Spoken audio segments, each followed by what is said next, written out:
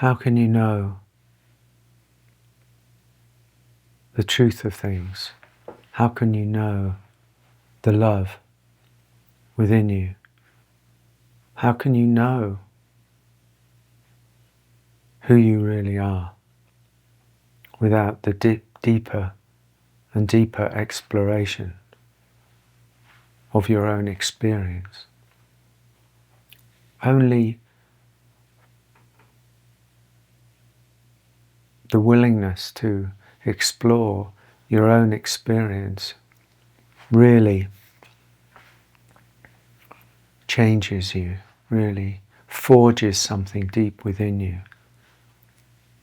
It's in the fire of meeting your experience and being willing to step away from the habitual responses. It's the habitual responses. It's the whenever this happens, always this happens. I do this, always do this. Whenever this feeling arises, I always respond in this way. Whenever somebody speaks to me like that, I always revert to this script that I'm living. We're so caught in the habitual patterns of our lives that we fail to see in many ways how trapped we are by them. We're trapped by ourselves. We're trapped in ourselves. And really, all of the spiritual wisdom, all of the spiritual teaching is going to point you to this meeting with your experience, where you get to decide, you get to choose, you get to see that you either stop responding in the habitual way, or else you continue to respond in the habitual way. And if you get sick enough of responding in the habitual way, which is not really freedom, it's habit, then you get to make a different choice. And that choice is where you enter the unknownness. When the pattern is interrupted, something happens. When the pattern is interrupted, then a door opens, a different door opens. And that door that opens is the door to freedom.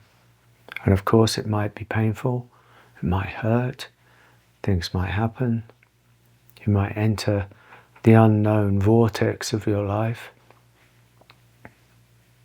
and then you need to return to the safety of the knownness. This is okay. But then it happens again, and you get to see, am I just responding and reacting out of habit, out of all this learned stuff, the habit of me? And is that what I really want? Or am I willing to just, in many ways, just stay? You don't have to do anything else. You just have to see. Seeing clearly is the most important thing. Whatever supports our seeing clearly is it. Whether it's meditation, insight, walking in the forest, sitting still, listening, choosing to do nothing, exploring within, being willing to get quieter and quieter. And in that quietness, which is emptiness, my friend, which is emptiness, you start to see. And when you start to see, you get to see that you actually have a certain volition that says, when this happens, I always react like this. I always think this. I always feel like this. I always retract. I always withdraw. I always jump up. I always make excuses. I always answer.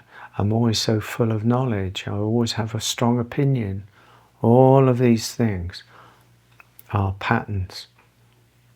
And you can interrupt that pattern by just going and seeing what happens. What happens when the false self caught in the habituation dies in that moment, because you haven't fed it with your attention. You're not feeding it with your constant attention. You as consciousness, you as a deeper entity, you as freedom, are not giving your attention to the habitual self that says, yes, I always do it like this, and we need to always do it like this. Because as long as you keep feeding it, it will keep going. It's like a car. As long as you keep giving it gas, it's going to keep going. Don't give it any gas. And then what happens? Then we enter the world of the unknown. Because if you're not caught in habitual responses, then what? That's the question. Then what? Who are you when you don't feed the self? That's a question. Bless you.